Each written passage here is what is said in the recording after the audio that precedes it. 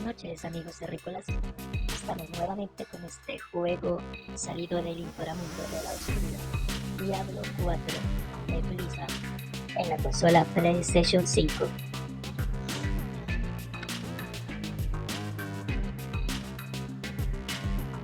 Esta noche probaremos al Nigromante en la nueva actualización de este juego desarrollado por Blizzard. Observemos.